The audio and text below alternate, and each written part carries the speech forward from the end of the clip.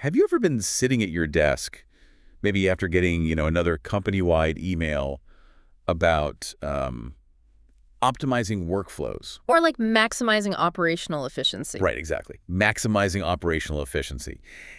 And you just wonder why the relentless drive for business efficiency sometimes feels like it is literally squeezing the humanity out of the workplace. Yeah, it's a very common feeling. Like, if you take a step back, you completely understand that a company needs to make money to survive, but the cold mathematical logic of it all, you know, the cutting of perks, the shrinking of office space, tracking your time down to the minute, It just feels fundamentally at odds with human well-being. it really does.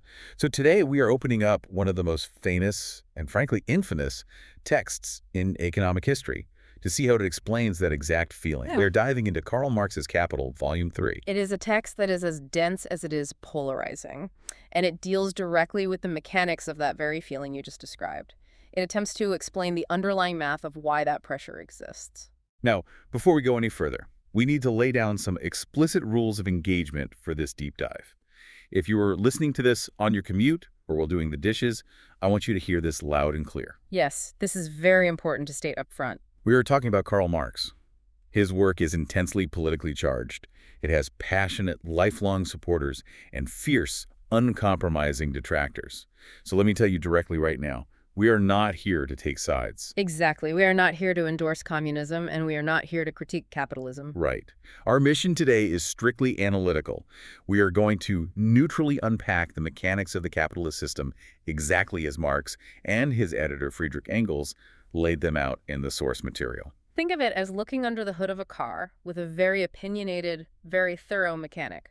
We don't have to agree with his driving philosophy or where he thinks the car should ultimately go. We just want to see how he thinks the engine actually works. Yeah, we are just mapping out his blueprint of the capitalist machine. And the specific part of the engine we are looking at today is Volume 3. This book was edited and published by Friedrich Engels in 1894, which was actually 11 years after Marx had already died. Right, and the core focus of this volume and of our conversation today is the mysterious alchemy of business. We are going to look at how raw materials, machinery, and human sweat transform into that ultimate prize, profit. But before we can even begin to understand the math of profit, we have to understand the incredibly messy reality of how this book even came to exist in the first place. Because the story behind the publication of Volume 3 is a detective story in its own right. I mean, Engels had an absolute nightmare editing this thing. That is putting it mildly. In the preface to Volume 3, Engels details the agonizing years-long process of trying to turn Marx's notes into a readable, coherent book. You really have to picture the scene. Marx died, leaving behind a literal mountain of unorganized papers, incomplete calculations, and just scattered, fragmented thoughts. Engels writes about this in the preface with this incredible mix of deep reverence for his friend and utter, overwhelming exhaustion. He talks about how Marx's handwriting was famously illegible. Which is a terrible starting point for any editor. Right. But worse than that, Engels says Marx's thoughts were written in statu nascendi. Yes, as they were being born.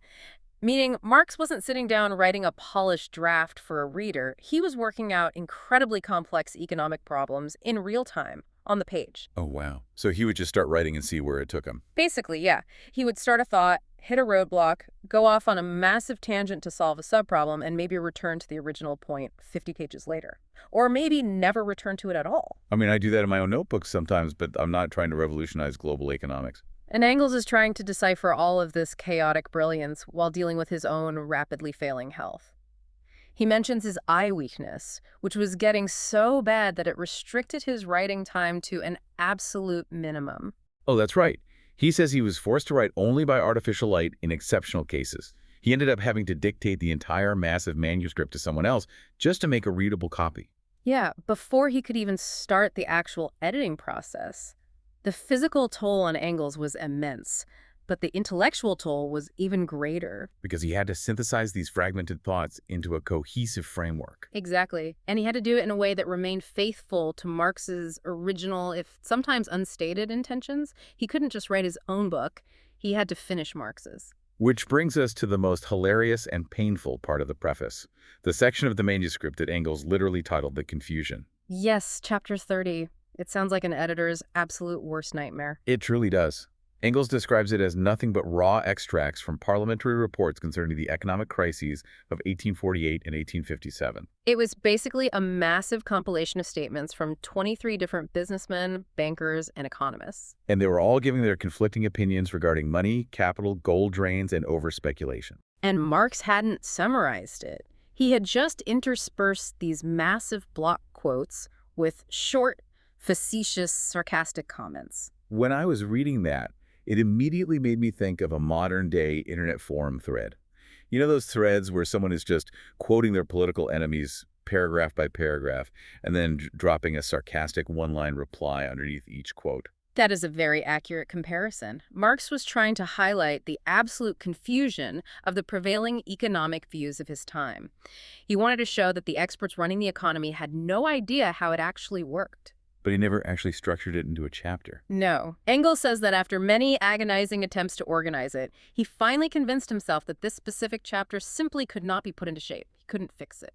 So he had to hack through it like a Gordian knot, taking the usable material and distributing it wherever he found an opportune place in other chapters. He had to completely dismantle the Gordian knot just to make the book readable. And here is where the drama really kicks in. While Engels is doing all this heavy lifting, half-blind, sifting through mountains of paper, he is also watching rival economists across Europe publish papers. Yes, they were trying to predict how Marx was going to solve the ultimate riddle of his economic theory. And Engels uses the preface of Volume 3 to absolutely roast these rivals. Oh, he does not hold back. The intellectual trauma here is intense. The big riddle everyone was waiting for Marx to solve, which was promised back in Volume 1, was how the average rate of profit could be reconciled with his law of value. Okay, let's pause there. Yeah, please explain that riddle for the listener. What is the contradiction that everyone was waiting for Marx to solve? It goes like this. Marx's foundational premise is that all new economic value is created strictly by human labor. Machinery doesn't create new value. It just transfers its own cost into the product. Okay, so if labor is the only source of new value, then an industry that employs a massive amount of laborers and uses very few machines should generate a massive amount of surplus value. And thus, a very high profit. Conversely, an industry that uses a ton of expensive machinery, but very few human laborers should generate very little surplus value and a low profit. Because there's less human labor to exploit. Exactly. But in the real empirical world, that is not what happens. In the real world, capitals of equal size, regardless of whether they are spent on machines or human beings, tend to yield an equal average rate of profit. So a highly mechanized factory and a highly labor-intensive factory of the same investment size make roughly the same profit percentage. Yes. The rival economists looked at this and said, aha, the real world contradicts the law of value. Marx's whole theory is broken. Let's see how he tries to squirm out of this one in Volume 3. Right. And everybody was trying to guess his answer before Volume 3 came out. It was like a morbid intellectual guessing game. Engels mentions a guy named Conrad Schmidt, who apparently got somewhat close. But Engels points out that Schmidt relied too heavily on a Hegelian philosophical model rather than economic reality. Right, and we should clarify what Engels means by that. Hegel was a philosopher whose method involved tracing how abstract concepts logically unfold into other concepts. So Engels is criticizing Schmidt for trying to solve a hard mathematical economic problem by just using conceptual philosophical logic. Exactly, rather than looking at the empirical data of how markets and factory floors actually operate. Schmidt built an ingenious mathematical construction, but according to Engels, it repudiated the very law of value it was trying to prove because it wasn't grounded in material reality. And there was Julius Wolff, a professor from Zurich. Engels dedicates a significant amount of the preface to mocking this guy. Oh, he really does. Wolff claimed that the entire problem was resolved in what he called relative surplus value, and that an increase in constant capital, like machinery, automatically meant an increase in the productive power of laborers. Which completely misunderstands Marx's definitions, right? It does. To be clear for the listener, relative surplus value is when you introduce better machinery to make the worker produce their own wage equivalent faster. So if they used to take 5 hours to produce enough value to cover their daily wage, and a new machine lets them do it in 3 hours, the capitalist gets 2 extra hours of unpaid surplus labor. Yes. The worker is more productive. But Wolff tried to argue that this solved the whole rate of profit riddle. And Engels just unleashes on him. He points out that making a worker more productive doesn't explain how value is distributed across entirely different industries to form an average profit rate. Engels actually calls Wolff's theories fathomless nonsense. Fathomless nonsense. I love that. He says Wolff demonstrates in his every line that he does not understand the concepts of relative or absolute surplus value in the least. But the absolute best part, the most spectacular smackdown in this entire preface, is reserved for an Italian economist named Achille Loria. Yes, the Loria saga is incredible. So Loria originally claimed that Marx was a total fraud. He wrote that Marx's theories rested on conscious sophistry, and that Marx never even intended to write Volume 3. Right. Loria argued that the promise of Volume 3 was just a shrewd expedient, a bluff to hide the logical flaws in Volume 1. He basically accused Marx of running an intellectual Ponzi scheme, promising future theoretical payouts that didn't exist. Exactly. But then the plot thickens. A few years later, this same Achille Loria publishes a book claiming that the materialist conception of history, which Marx had famously formulated decades earlier, was actually his own original discovery. It is exactly like an academic influencer stealing a smaller creator's content, passing it off as their own brilliant idea, all after previously calling that creator a hack. And Engels makes absolutely sure that history remembers Loria exactly that way. He methodically, ruthlessly dismantles Loria's credibility page by page. Engels' insults are just top tier. He calls Loria a yelping pup compared to the great economists. A yelping pup. That's harsh. He calls him an upstart who achieves his effects by wretched humbug. He even compares Loria to an eel slipping through impossible situations and says he is parading around wearing stolen peacock feathers. It is highly entertaining, certainly, but we have to ask why Engels was being so exceptionally aggressive. This wasn't just academic bickering or petty jealousy over who got credit. Engels was defending the absolute core of Marx's critique of political economy. Yes, the exact mathematical relationship between value and profit was the cornerstone. If Loria or Wolff could prove that profit was generated independently of labor, or that Marx's math didn't add up, the entire architecture of capital would collapse. So Engels is defending the fortress. He is protecting this grand mathematical secret that explains the capitalist system. So let's open the gates. Let's look at the actual math that Engels was fighting so fiercely to protect. Let's do it.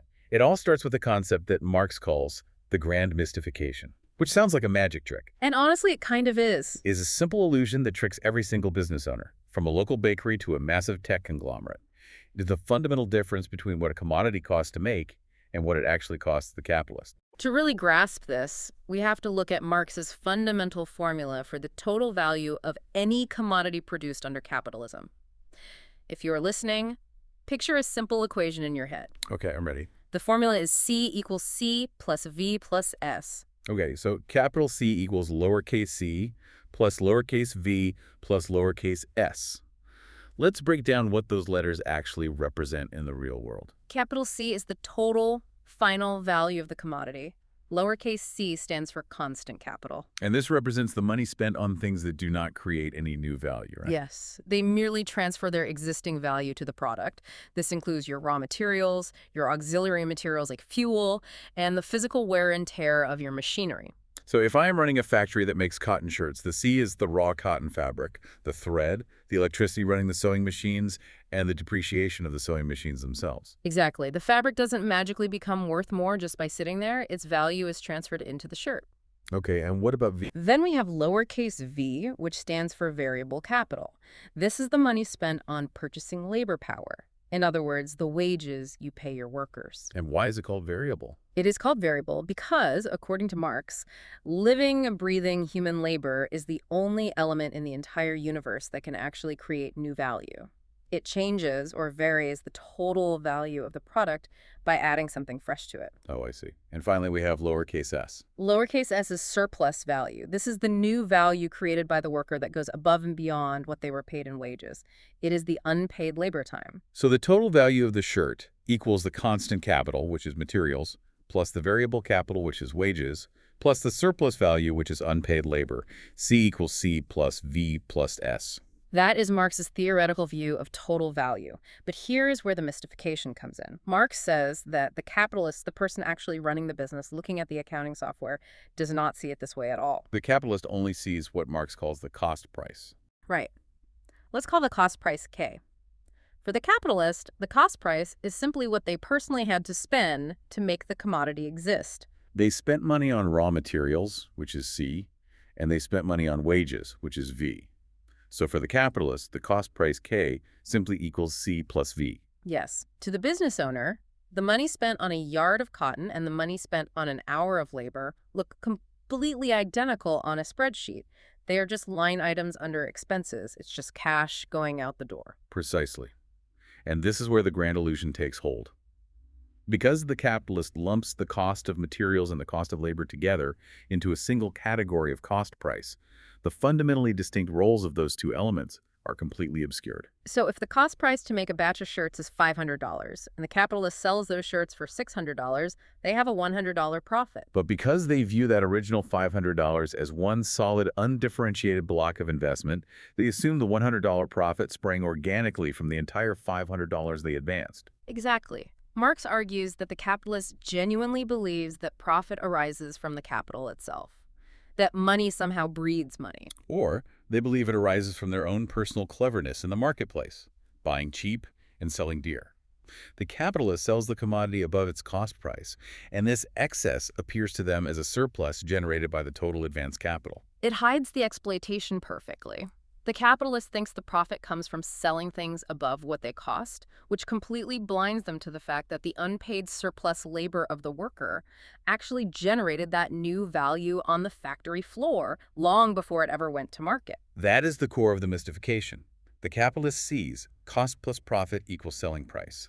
They do not see constant capital plus variable capital plus surplus value equals total value. Because the distinction between constant and variable capital disappears in their everyday accounting, the true source of the surplus value is hidden in plain sight. Okay, I have to push back here because this is where Marx loses a lot of people.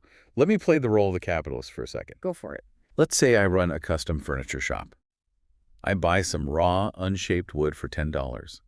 I pay a carpenter $10 to build a beautiful chair out of it. And then I take that finished chair and sell it for $30. Okay. I spent $20, I made $30. I have a $10 profit. Why does Marx say it is an illusion that I just made a smart $10 profit on my $20 investment? Awesome. It feels incredibly real to my bank account. My capital went out and more capital came back. It is very real to your bank account, which is exactly why the illusion is so incredibly powerful. It works. But Marx would ask you to look much closer at what actually happened physically in your shop. Let's break it down. Sure. When you bought that wood for $10, that wood already had $10 of value embedded in it. Why? Because the past labor of the lumberjacks who cut down the tree and the sawmill workers who planed it, you paid for their past labor. Right, that makes sense. Now, when your carpenter builds the chair, the wood itself doesn't magically generate more value. The wood doesn't work. Okay, so the $10 value of the wood is simply transferred completely unchanged into the new form of the chair. That is why it is constant capital. It doesn't grow. So the wood just passes its $10 value along to the final product. Yes. So where did the extra $20 come from? The extra $20 that makes the chair worth $30 instead of the $10 the wood cost? It can only come from the living labor of the carpenter.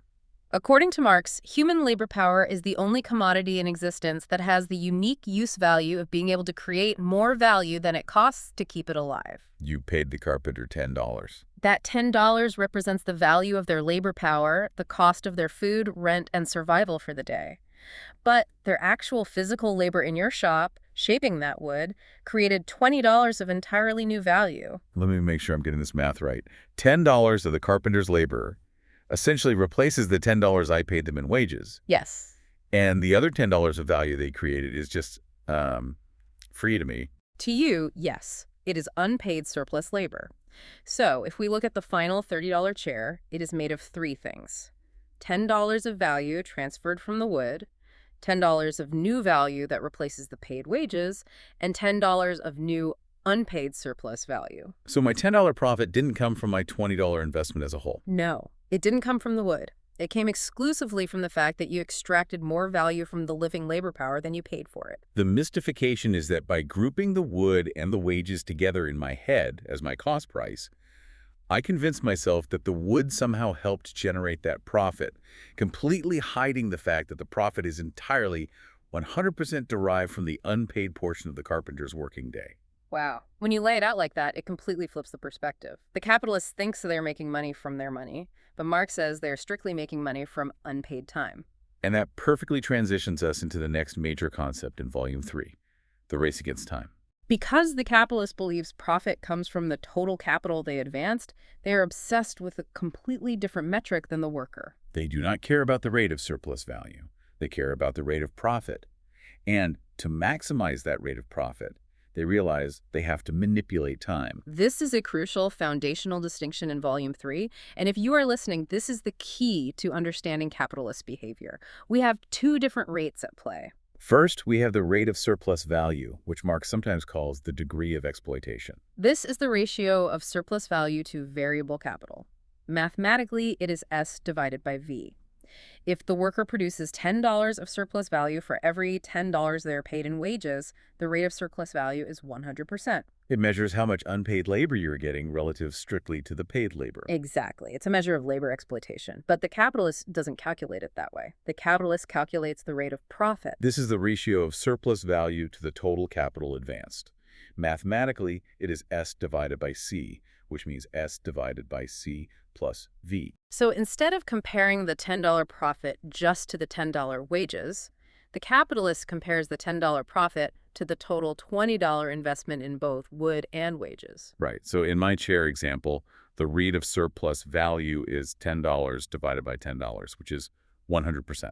But your rate of profit is $10 divided by $20, which is 50%. The rate of profit will almost always be lower than the rate of surplus value because you are dividing the exact same surplus by a much larger number, the total capital.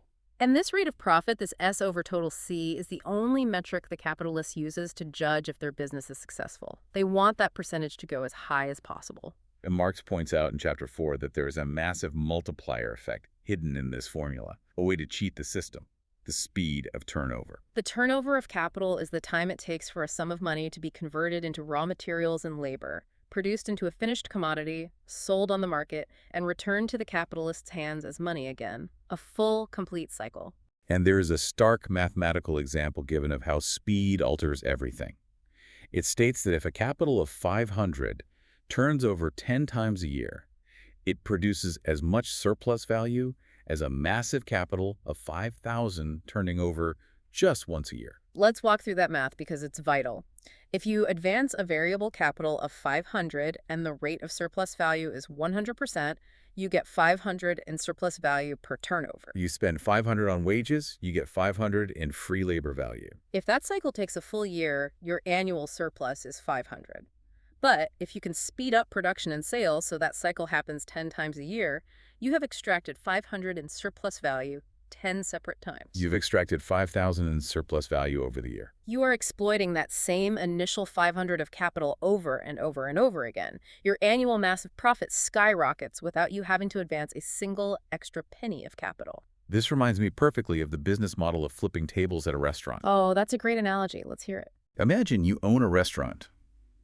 You have a table that yields a $10 profit on a meal. If you were running a fine dining establishment, maybe that table turns over once a night. People sit down at 7 p.m. and stay till 10 p.m. You make $10. Okay. But if you were running a fast casual spot, and you can turn that exact same table over 10 times in a night, get the customers in, feed them fast, get them out, and seat the next group, that one physical table generates $100 of profit in the same evening. That fast table is infinitely more valuable to you as an owner than the fine dining table. The capital advance, the physical table, the square footage is exactly the same. But the speed of the cycle multiplies the profit extracted from it. That is a perfect modern analogy. The physical table is your constant capital.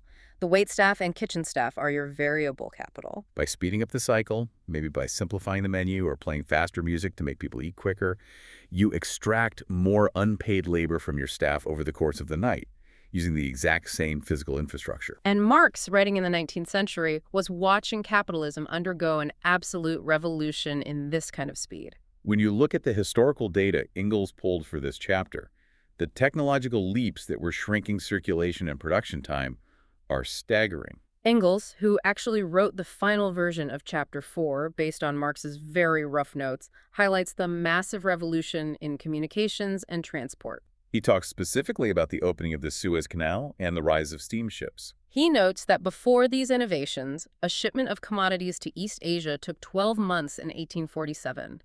Your capital was literally stuck on a sailboat for a year. By the time Engels is writing in the 1890s, That 12-month journey had been reduced to just a few weeks. The globe was literally shrinking to accommodate the math. Exactly. The time of circulation shrank, meaning the capital tied up in those goods sitting on a ship was released much faster to be reinvested. But it wasn't just transport, it was production itself. Engels talks about the Bessemer process for making steel. Let's explain that, because the Bessemer process changed the world.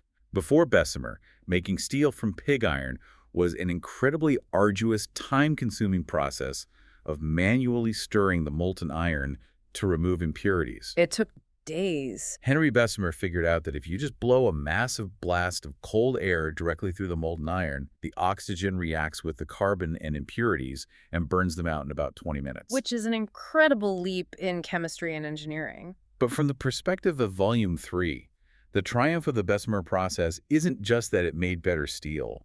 It's that it cut the turnover time of capital in metallurgy down to a minimum. There is another fascinating example from the chemical industry regarding alizarin, which is a red dye used in textiles. Engels notes that originally this dye was extracted from the roots of the madder plant. It took a full year for the madder root to mature. And it was customary to let the roots grow for a few years before processing them to get the best color. The capitalist's money was tied up in the literal dirt for years. But then, chemists figured out how to synthetically extract alizarin from coal tar in a factory. A biological process that took years of farming was reduced to a few weeks of chemical processing. And this is the grand takeaway from this section. From Marx and Engels' perspective, this technological innovation, steamships, Bessemer steel, synthetic dyes, isn't driven by some abstract, noble desire for human progress or scientific curiosity. It is driven by the cold, mechanical necessity of the profit rate. Capital must innovate purely to shorten the turnover period. It is a desperate, endless race to artificially multiply the rate of profit by accelerating the cycle of capital. If a capitalist can turn their capital over faster than their competitor, their annual rate of profit will be higher, even if their profit margin on a single item is exactly the same. So speeding up the machine is one way to juice the profit rate. But what happens when you can't speed the machines up any faster? The ships can only go so fast, the chemicals can only react so quickly. You have to look elsewhere. If we look back at the formula for the rate of profit, S divided by C plus V, there is another way to make that final number explode. You can either increase the top number, the surplus, or you can drastically shrink the bottom numbers. You have to cut costs. And this is where Marx notes that capitalism's obsession with saving turns incredibly dark. Let's look at the ruthless economy of constant capital. This is covered extensively in Chapter 5. Marx identifies a profound and deeply disturbing paradox at the heart of capitalist production. He says that the capitalist mode of production is incredibly economical and thrifty with material goods, with constant capital, but it is wildly profligate and wasteful with human life and health. And mathematically, it makes perfect chilling sense, because anything spent on the health or safety of the worker counts as C, constant capital. It is an expense that inflates the bottom of the fraction and drives down the rate of profit. Exactly. Marx has a quote here that really captures it. He says, "Since the laborer passes the greater portion of his life in the process of production, the conditions of the production process are largely the conditions of his active living process." But to the capitalist, investing in those conditions, investing in space, breathable air, light, safety mechanisms, is seen as a useless and senseless waste. Because it doesn't create new value. It just eats into profit. When you look at the historical data Marx pulled to illustrate this, the horrific reality of what this mathematical saving looked like in the 19th century is just grim. For example, he looks closely at the coal mines. The mining statistics from that era are absolutely appalling. Marx cites official parliamentary reports showing that mine owners, driven by what the inspectors called inordinate avarice, would frequently sink only one single shaft into a mine to save money on excavation. Just one shaft for an entire underground network where hundreds of men are working. Why? Because digging a second shaft costs money. It's Yes, and the consequences of avoiding that cost were lethal. Having only one shaft meant there was no proper flow of air, resulting in a total lack of effective ventilation. Combustible gases would build up. And worse, if that one single shaft became obstructed, or if there was an explosion in the main corridor, there was absolutely no alternative route of escape for the miners trapped below. They would just suffocate. The report Marx quotes says this deliberate neglect caused a destruction of life and limb and health, the statistics of which would present an appalling picture. Between 1852 and 1861, official reports counted 8,466 miners killed, and even the inspectors admitted that number was vastly underreported. And it wasn't just passive neglect. The capitalists actively, legally fought against having to spend money on safety. There is a shocking story detailed here about the National Association for the Amendment of Factory Laws. That name is quite the Orwellian euphemism. Right, it sounds like a progressive reform group. It was actually a union formed by powerful manufacturers, specifically in Manchester in 1854. Their entire purpose for organizing was to fight a law that required them to put protective shields over horizontal shafts on their factory machinery. The exposed, spinning metal shafts were constantly catching workers' clothes and literally mangling or killing them. The factory inspectors ordered the manufacturers to cover them up. And we should ask, how much would these protective shields have actually cost? Was it a business-ending expense? Not even close. There's a specific example of a firm in Glasgow that calculated the cost of covering all its machinery with iron scrap to comply with the law. It would have cost them exactly £9 and 1 shilling. A completely trivial amount of money for a large factory. Trivial.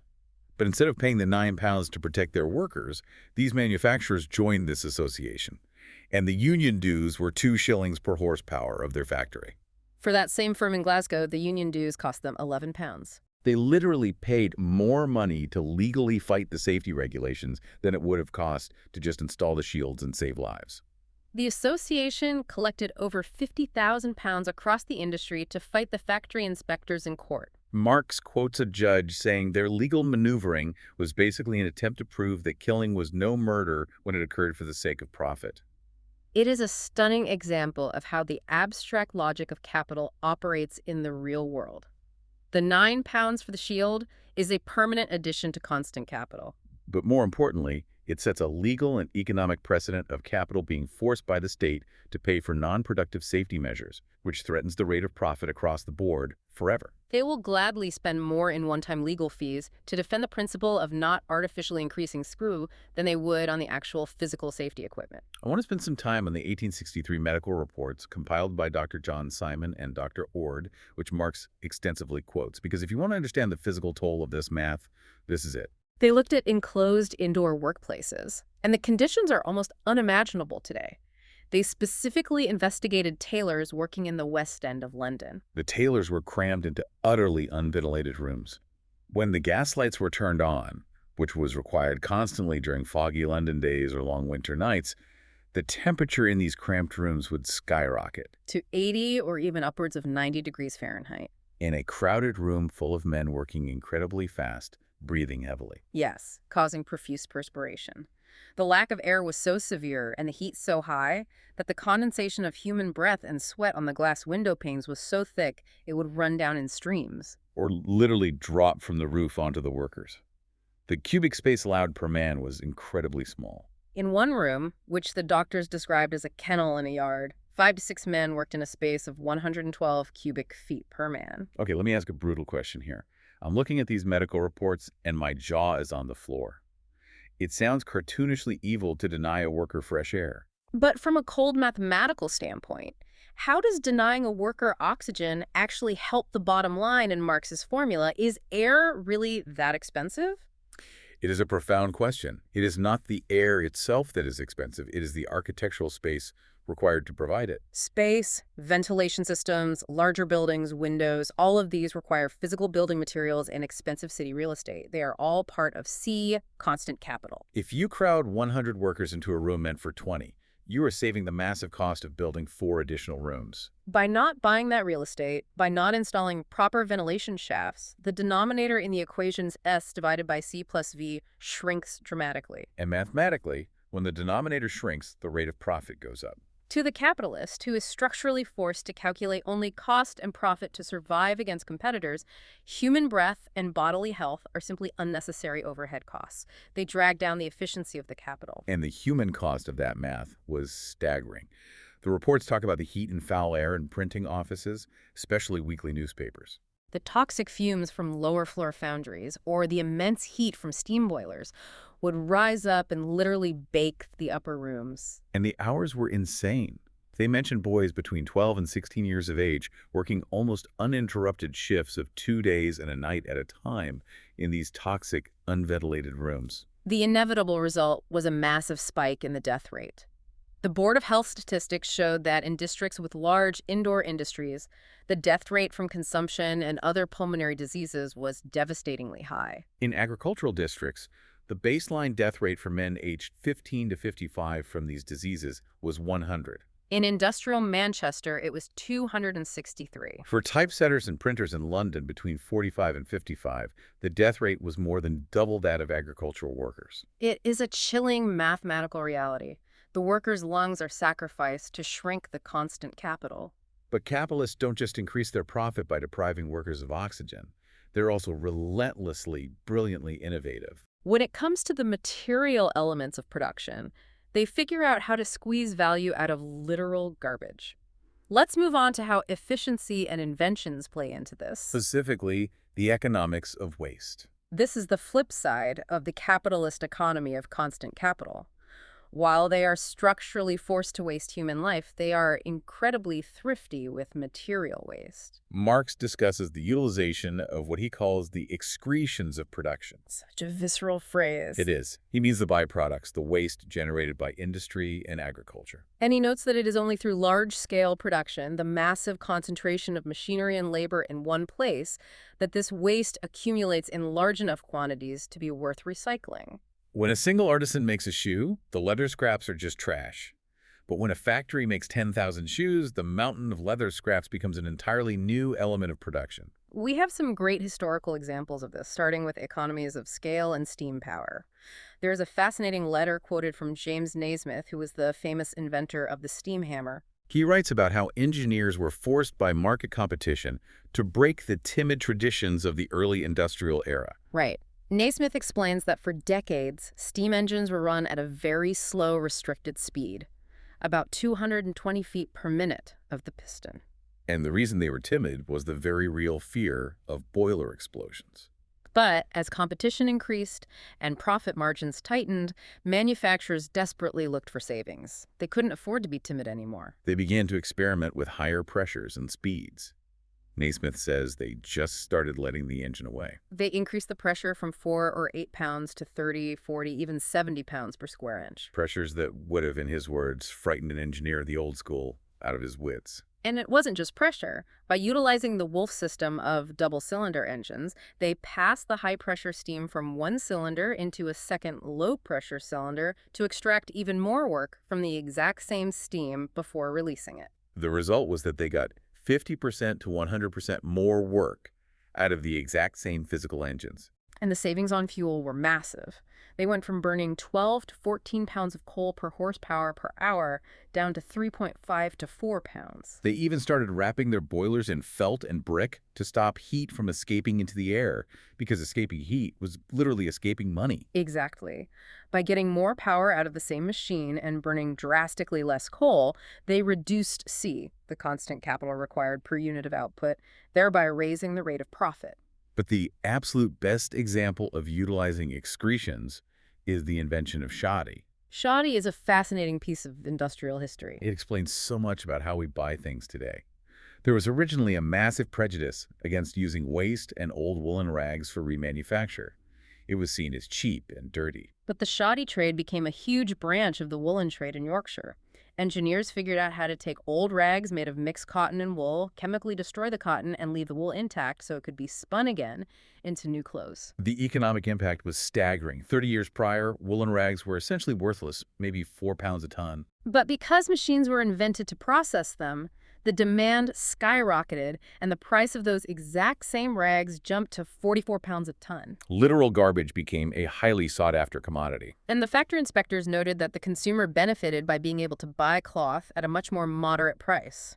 But Marx Riley notes that the big benefit for the consumer is that his shoddy clothes wear out in just 1/3 of the time of regular clothes. So you buy cheaper clothes, but you have to buy them 3 times as often. The capitalist wins on the manufacturing end by using cheap recycled waste to lower C, and they win on the retail end through planned obsolescence, speeding up the turnover time we talked about earlier. It is a perfect cycle of capital accumulation. The text also mentions that silk waste and coal tar underwent similar transformations. Coal tar, which used to be a completely useless, toxic byproduct of gaslighting that they just dumped in rivers, was suddenly transformed by the chemical industry into highly valuable aniline dyes, alizarin, and even drugs. Now, all of these inventions, shoddy machines, high-pressure Wolf steam engines, chemical dye extraction, require immense research and development. It takes years of trial and error. And this leads to a brilliant, almost tragic observation by Marx about who actually profits from innovation. Yes, the tragedy of the inventor. Marx observes that the first person to implement a new machine or a radically new process almost always goes bankrupt. Wait, why? If the invention is so incredibly efficient and saves so much constant capital, shouldn't the pioneer get rich? You would think so, but it comes down to the immense friction costs. The very first working model of a new machine is incredibly expensive to build because it's bespoke. The pioneer has to work out all the unforeseen bugs. They have to halt production to train the laborers on a completely unfamiliar process and deal with constant breakdowns and adjustments. The cost of operating an establishment based on a brand new invention is far, far greater than running an established one with old tech.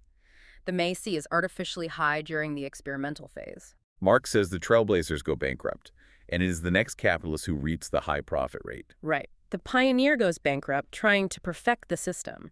Their factory, their machines, and their patents are sold off at a massive discount at a bankruptcy auction. The successor buys this highly productive, now perfected machinery for pennies on the dollar. Because their initial capital outlay, their C, is so low, and the machinery is so efficient, their rate of profit is enormous. Marx has a great line where he says it is generally the most worthless and miserable sort of money capitalists who draw the greatest profit out of the universal labor of the human spirit. This maps so perfectly onto how we buy technology today. Think about buying a brand new first-generation piece of luxury tech, like the very first folding smartphones or a new VR headset. The early adopter pays an exorbitant price, which essentially funds the R&D for the tech company. They suffer through all the software bugs, the hardware failures, the lack of apps.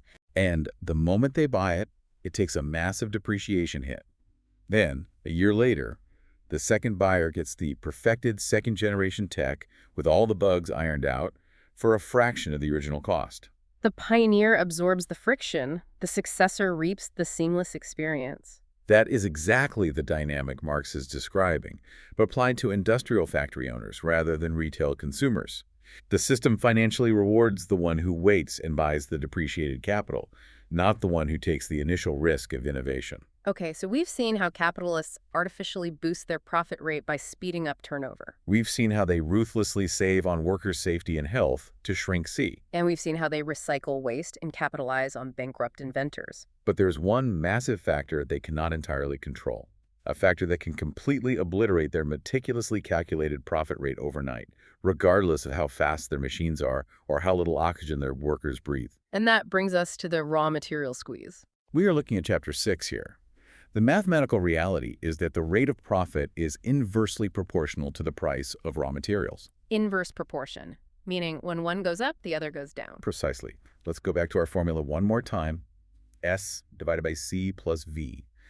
The raw materials, the cotton, the iron, the coal, are a major component of C, the constant capital. If the price of raw cotton suddenly doubles due to a bad harvest, the value of C explodes. The denominator of your fraction gets much, much larger. And if you're dividing your surplus value by a much larger number, your rate of profit plummets. Exactly. Even if the worker is working just as hard, even if they are producing the exact same amount of surplus value, S, the capitalist's rate of profit will crash simply because the raw material got more expensive. And unlike fixed capital, like a machine that transfers its value slowly over 10 years, raw materials are circulating capital. Their entire value passes into the product immediately. So a price spike in raw materials hits the profit margin instantly and violently. And there is a devastating historical example of this provided. The cotton crisis caused by the American Civil War from 1861 to 1865. The English textile industry was the undisputed engine of global capitalism at the time, and it relied almost entirely on incredibly cheap cotton imported from the American South, cotton picked by enslaved people.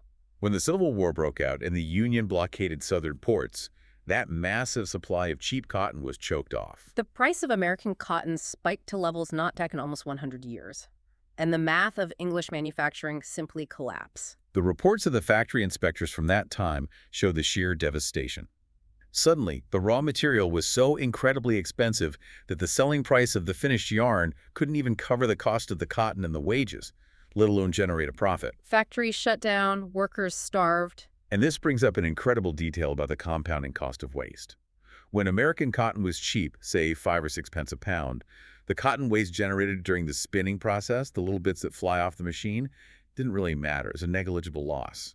Right. The loss was maybe 3/4 of a penny per pound. It was an acceptable friction cost. But when the American supply dried up, the English manufacturers desperately had to switch to Surat cotton imported from India. And Surat cotton was of a much lower quality. It had shorter fibers and a lot of dirt.